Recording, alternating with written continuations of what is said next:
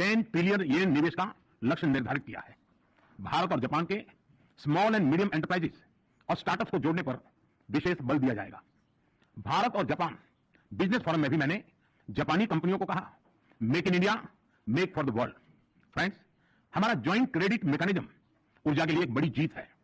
It shows that our green partnership is as strong as our economic partnership.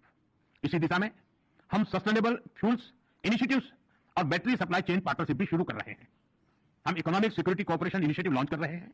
इसके तहत critical और strategic क्षेत्रों में एक व्यापक अप्रोच के साथ आगे बढ़ा जाएगा। हाई टेक्नोलॉजी के क्षेत्र में सहयोग हम दोनों की प्राथमिकता है। इस संदर्भ में डिजिटल पार्टनरशिप 2.0 और एआई कोऑपरेशन इनिशिएटिव लिया जा रहा है। सेमीकंडक्टर्स और रेयर अर्थ मिनरल्स हमारे एजेंडे में सबसे ऊपर रहेंगे।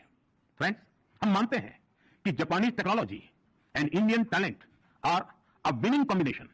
जहां हम हाई स्पीड रेल पर काम कर रहे हैं, वहीं नेक्स्ट जनरेशन मोबिलिटी पार्टनरशिप के अंतर्गत पोर्ट्स, एविएशन और शिप बिल्डिंग जैसे क्षेत्रों में भी तेजी से प्रगति करेंगे। चंद्रयान 5 मिशन में सहयोग के लिए इसरो और जाक्सा में बनी सहमति का हम स्वागत करते हैं।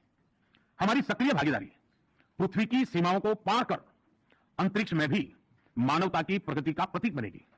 फ्रेंड्स, ह्यूमन रिसोर्स एक्सचेंज इसके एक्शन प्लान के तहत अगले 5 वर्षों में अलग अलग क्षेत्रों में दोनों तरफ से 5 लाख लोगों के आदान प्रदान को प्रोत्साहन दिया जाएगा। इसमें 50,000 स्किल भारतीय जापान के अर्थव्यवस्था में सक्रिय योगदान देंगे। भारत और जापान की भागीदारी दिल्ली और टोक्यो तक ही सीमित नहीं रहेगी। अब भारतीय स्टेट्स और जापानी प्रीफेक्चर्स इसके बीच संस्थागत सहयोग के माध्यम से जुड़ाव और गहरा होगा। इस एंड कल्चरल एक्सचेंजेस के नए द्वार खुलेंगे। फ्रेंड्स, भारत और जापान एक free, open, peaceful, prosperous and rules based Indo Pacific के प्रति पूरी तरह से प्रतिबद्ध है।